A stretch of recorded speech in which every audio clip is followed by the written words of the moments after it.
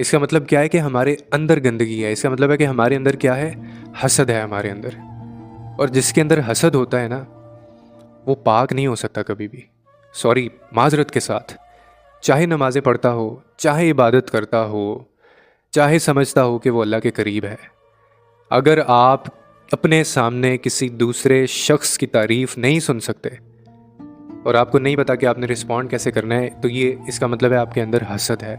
और जिसका अंदर गंदा हो ना, वो बाहर से जो मर्ज़ी करता रहे, वो कभी पाक नहीं हो सकता। और आपको मैं एक और बात बताऊं कि अल्लाह वाला वो कभी नहीं हो सकता जिसका अंदर साफ ना हो, जिसके अंदर हसद हो।